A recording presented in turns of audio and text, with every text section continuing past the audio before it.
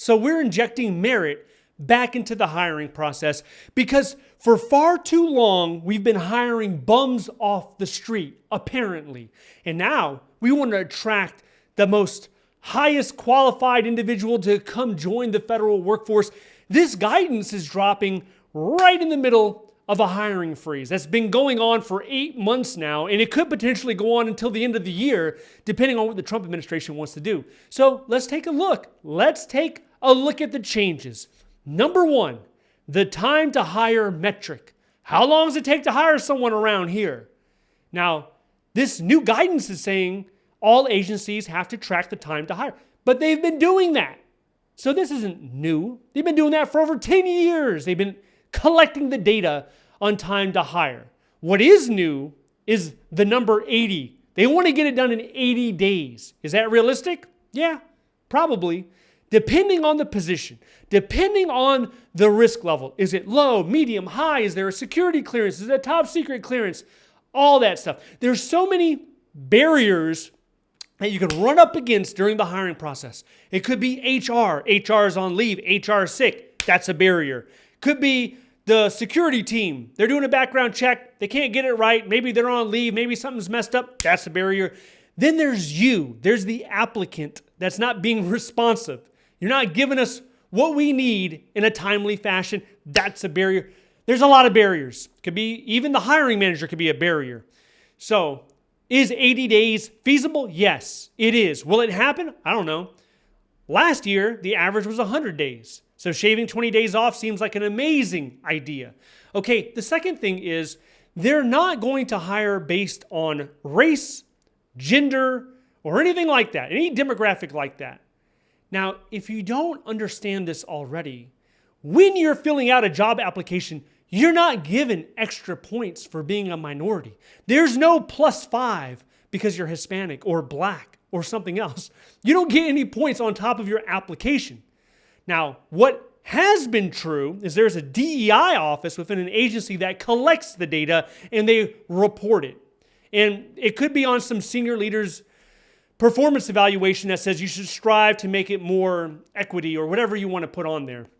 But generally speaking, from the hiring manager and human resources perspective, you're not getting additional points because of your race. So this doesn't do anything new in that regard. Now, hiring managers will always have their biases.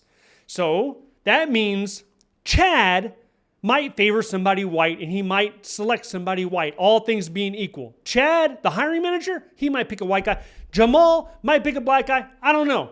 Hector might pick a Latin guy. Who knows? I don't know any of these people. It could happen because you always have to factor in for the human element.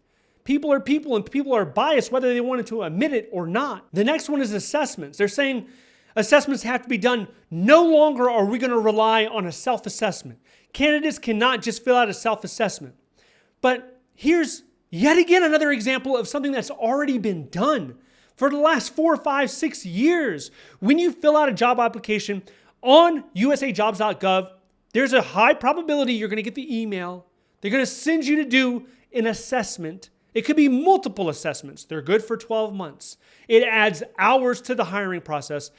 So what this is saying to me is they want it more standardized. So they want 100% of agencies to do it exactly the same way. They want it to be consistent. But it's been happening. It's nothing new. Okay? The next one. Let's look at the next one. USAJOBS, apparently, they're now going to be sending automated responses to let you know what the status update is. Previous to this, it was the agencies doing it. Now, I don't see a world where USAJOBS has the manpower to update all of these statuses. Now, it says automated. That's fine, but you still need to get the information from the agency. Nobody knows what's happening at USDA unless you work at USDA. If you're in the HR office. Same thing about Department of Justice. Same thing about Department of Defense. Doesn't matter. The agency needs to be in the loop. And what has happened in the past is the HR office is not giving USAJOBS the update. So in this new system, there's no forcing mechanism that's automatically going to fix this issue. It's still going to be an issue, but they're saying it's a fix. We'll have to see. Now, speaking of merit, once upon a time, there was something called the PACE exam. you would have to take this exam if you wanted to come into the federal government as a GS5 or a GS7. Now, this exam, typically on a usual year, you had to score 70%. That was passing. The problem is a lot of people didn't pass. They did a study in 1969. They is GAO, the Government Accountability Office. They found out that 44% of white people passed. 13 or 15% of Latins passed, and only 5% of black people passed. So they said, well, this is unfair. And they got rid of it shortly after. And now that's why you don't have a civil service exam when you come in to the federal government for most positions. There's still some positions out there where you have to take a little test. I could see in the near future, the Trump administration might think it's a good idea to return to the test. It could be an idea. Now, what do I think about the test?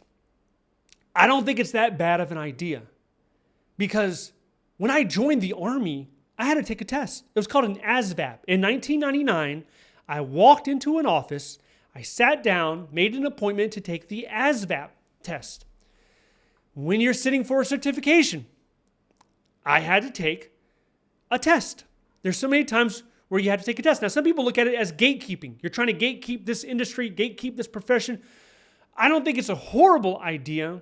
I don't know about, having only 20 to 30% able to qualify for the test. Maybe you have to relook at the test.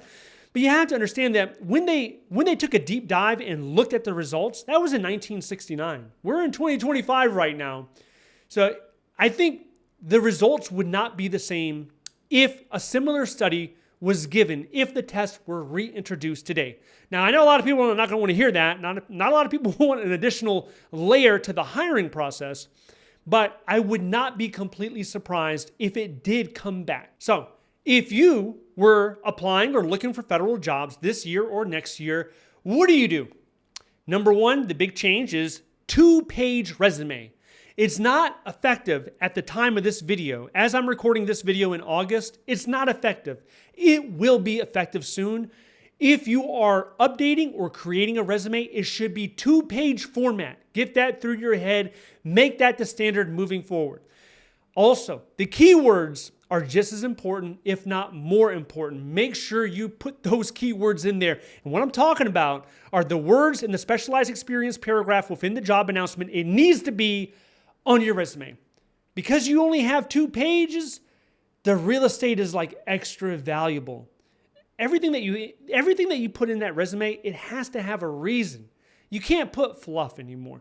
You can't just put generic stuff anymore. It really needs to have a reason, and it needs to send the message on why you're the most qualified candidate. Now, in addition to that, the hiring freeze goes out until October 16th. October 16th, as of right now, should be the first day in which the hiring freeze is lifted. After that, agencies supposedly, allegedly, they're going to be bounded by the 1-to-4 rule. So every 4 employees that leave, they're going to be authorized to hire 1 if it doesn't fall under one of those major exceptions. And those are public safety, law enforcement, national security, all the rest of it. So here's my take on the whole situation. I'm a white guy. When I apply on USAJOBS.gov, I click the white guy button, the Caucasian button. Now, truth be told, just between me and you, I'm half Hispanic. My mother is Bolivian, so I'm half Hispanic. I still click the white guy button.